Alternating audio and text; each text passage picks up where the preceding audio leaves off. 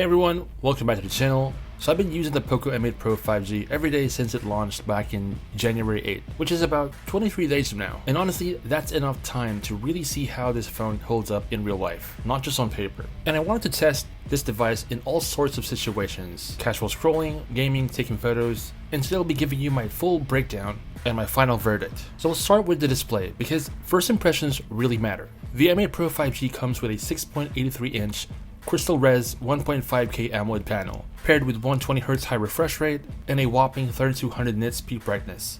That basically means colors are vibrant, contrast is sharp, and it's bright enough to actually see under direct sunlight, something I always test with reviewing smartphones. Watching YouTube or Netflix on this is genuinely enjoyable, and with Dolby Vision and HDR10 Plus support, movies would feel more cinematic than you'd expect for a smartphone in this price range. In terms of performance, this device packs the Snapdragon 7S Gen 4, paired with up to 12GB of RAM, along with 512GB of storage. And honestly speaking, daily use feels snappy. I can jump between social media apps, YouTube, light photo editing, and a few Chrome tabs without noticing any drops in performance. It's no flagship killer, but for a mid-range device, it handles multitasking very well. Even animations and transitions feel smooth thanks to the high refresh rate. One thing I've noticed, even when I push it with multiple apps running, it doesn't slow down as much as other devices I'd used in the past at this price point. In terms of the battery life, this device is built to last. The phone comes with a 6500 mAh battery, which is absolutely massive. In my tests, even with heavy usage, a few hours of gaming, social media, calls, and browsing, I never had to worry about running out of juice before bedtime. On lighter days, I could even stretch it and make it last 2 days later. Charging is another area where this phone really shines. With the 100-watt hypercharge, it can go from 0 to 100% in about 40 to 50 minutes. I actually timed it a few times, and it's no exaggeration. It's fast enough that you could literally plug it in while getting ready for work or whatever and be fully charged before leaving the house. That's a huge advantage over competitors in this price range. And for those of us who forget to charge overnight, this feature is a lifesaver. Now in terms of gaming, I've tested games like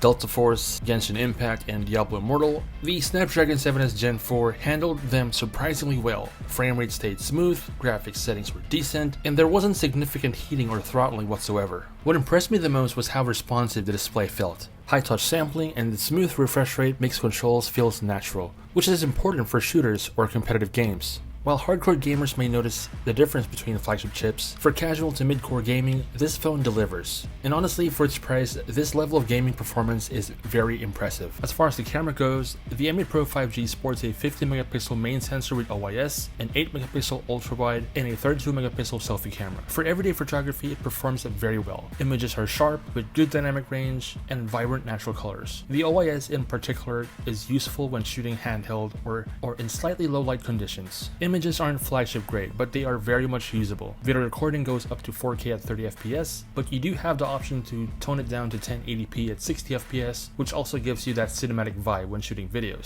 Stabilization does a good job in reducing shakes, and I even tried taking a quick vlog walking around SM Marikina and was surprised at how usable the footage came out. Again, not a flagship, but above expectations for this segment. So after using the POCO M8 Pro 5G daily for over 3 weeks, in my honest take, this phone punches way above its weight. You get a bright AMOLED display, long-lasting battery life with insanely fast charging capabilities, smooth performance for daily tasks, decent gaming, and a camera setup that just works for most people. If you're looking for a mid-range device that feels premium in day-to-day use, this is a very strong contender. Personally, I think it's hard to beat this combination of display, battery, and performance at this price. Now, if you enjoyed this review video, make sure to hit that like button, subscribe if you haven't, and leave a comment telling me what you'd want me to check out next, or if you have any questions regarding the POCO M8 Pro 5G. And as always, thanks again for watching, and I'll see you in the next.